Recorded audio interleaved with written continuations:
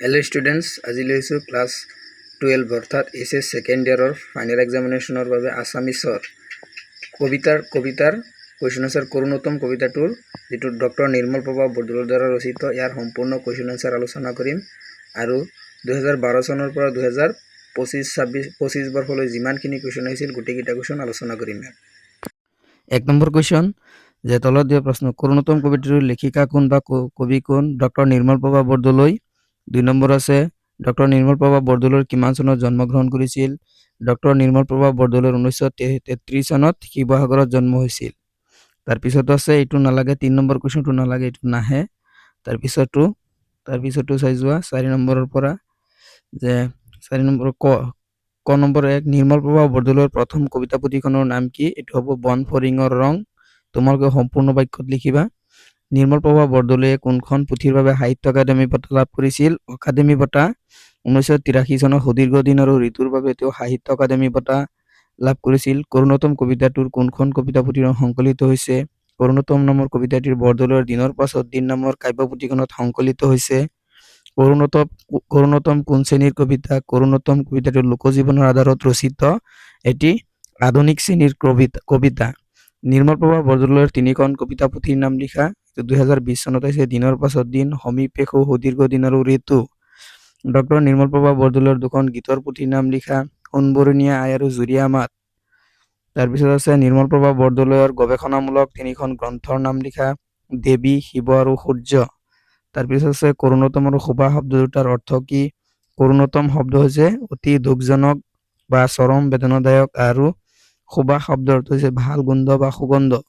কৰুণোত্তম কবিতাটিৰ আধাৰত আধুনিক কবিতাৰ 2টা বৈশিষ্ট্য লিখা। আধুনিক কবিতা বাস্তৱবাদী। কৰুণোত্তম কবিতাটি বাস্তৱ জীৱনৰ চিত্ৰ প্ৰতিফলিত হৈছে।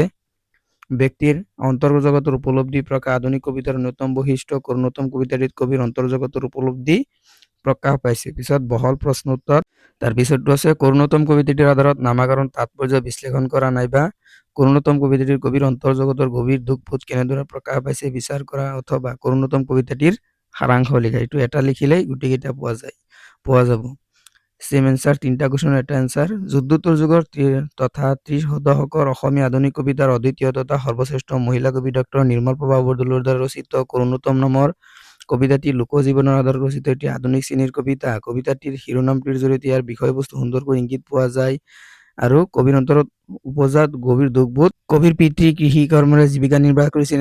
আহিনৰ পথাৰৰ গোন্ধ কেনেবাকৈ নাকত আহিলে কবিৰ পিতৃৰ স্মৃতি জাগ্ৰত হয়। আহিনৰ পথাৰৰ গোন্ধ কোনোবাকৈ নাকত লাগিলে মই হেৰা পাওঁ মোৰ দেউতাক। কবিৰ মাতৃৰ এগৰাকী শিপিনী আছিল, সেয়ে তাঁতশালৰ চাপ ভঙা গামোচাৰ সুবাসত কবিৰ মাতৃৰ স্মৃতি জাগ্ৰত কৰে। কবিৰ ভাষা তাঁতশালৰ চাপ ভঙা গামোচাৰ সুবাসত মই হেৰা পাওঁ মোৰ আইক। উপৰোক্ত উল্লেখ কৰাৰ দৰে কবিৰ পিতৃ মাতৃ অশেষ শ্ৰমেৰে নিৰ্দিষ্ট কৰ্মৰে সময়ৰ বুকুত নিজৰ সাক্ষাৎ ৰাখি থৈ গৈছে। কবিৰ নিজৰ সন্তান তথা ভৱিষ্যত প্ৰজন্মৰ কোনো কৃতি বা স্মৃতি এৰি থৈ যাব নোৱাৰিব বুলি দুখ প্ৰকাশ কৰি কৈছে, মই মোৰ সন্তানৰ কাৰণে ক'ত থৈ যাম ক'ত। দুখবোধ অতি মৰ্মান্তিকভাৱে প্ৰকাশ কৰিছে। গতিকে চাবলৈ গ'লে সেই কবিতাটিৰ নামাকৰণ সাৰ্থক হৈছে। কৰুণোত্তম কবিতাটিৰ কবিৰ পিতৃ মাতৃৰ প্ৰতি গভীৰ শ্ৰদ্ধা কেনেদৰে প্ৰকাশ পাইছে? যুদ্ধোত্তৰ যুগৰ তথা এইটো তোমালোকে চাই যোৱা। লং কুৱেশ্যন হয় যিহেতু এইটো অলপ লিখিব লাগিব, যিহেতু লং কুৱেশ্যন হয় 5 মাৰ্ক বা 6 মাৰ্কৰ কাৰণে আহে, সেইকাৰণে অলপ লিখিব লাগিব। গতিকে মূল ভাৱটো জানিলে গোটেইকেইটা কুৱেশ্যন পোৱা যাব বা পাৰিবা। তোমালোকে যদি মূল ভাৱটো শিকি ল'ব পাৰা তেতিয়াহ'লে গোটেইকেইটা কুৱেশ্যন ইয়াৰ পৰা ৰিলেটেড আছে, গতিকে পাই যাবা। তাৰপিছত চাই যোৱা উদ্ধৃতি। পাৰিলে তোমালোকে উদ্ধৃতিবিলাক উঠাই দিবা আৰু এনেদৰে কবিতাৰ উদ্ধৃতিবিলাক উঠাই দিলে যিজন পৰীক্ষাৰ্থীয়ে বহীবিলাক চাব তোমালোকৰ ফাইনেল এক্সামৰ, তেওঁ গম পাব যে ছাত্ৰ বা ছাত্ৰীগৰাকী বহুত জানে। তাৰপিছত চাই যোৱা এইটো বহুত লিখিব লাগিব। তাৰপিছত 4 নম্বৰ কৰুণোত্তম কবিতাৰ প্ৰকাশভংগীয়ে গ্ৰাম্য জীৱন আৰু নগৰীয়া জীৱনৰ মাজৰ বৈপৰীত চিত্ৰ কাষ পাৰি দেখুৱাইছে নেকি বিচাৰ কৰা। এইটো চাই যোৱা। এইটো লং কুৱেশ্যন হয়, এইটো চাই যোৱা। লং কুৱেশ্যন এইটো বহুত ইম্পৰ্টেণ্ট হয়। তাৰপিছত চাই যোৱা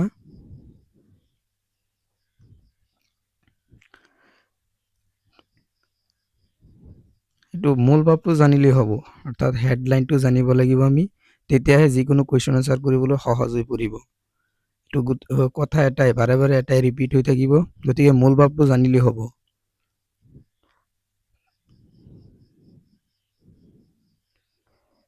তাৰপিছত আছে চাই যোৱা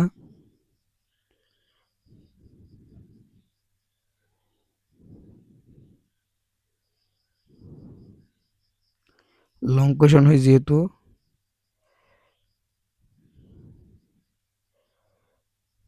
প্ৰসংগ সংগতি দৰ্শাই ব্যাখ্যা কৰা। এইটো কণ্টেক্সচুৱেল, এইটো 3টা প্ৰসংগ সংগতি দৰ্শাই ব্যাখ্যা কৰা। মই মোৰ সন্তানৰ কাৰণে ক'ত থৈ যাম ক'ত, এইটো 2017 আৰু 2022 চনত আহিছে। উক্ত কবিতাফাঁকি আমাৰ পাঠ্যপুথিৰ অন্তৰ্গত সাহিত্য সৌৰভৰ অন্তৰ্গত থকা লেখিকা ডক্টৰ নিৰ্মল প্ৰভা বৰদলৈৰ দ্বাৰা ৰচিত কৰুণোত্তম কবিতাটিৰ পৰা তুলি দিয়া হৈছে। সংগতি ভৱিষ্যত প্ৰজন্মৰ বাবে কোনো কাম বা নিজস্ব কৃতিকৰ্ম আদৰ্শৰ অন্তৰত পৰিধান হৈ ব্যাখ্যা কবিতাফাঁকিৰ অৱতাৰণা কৰিছে।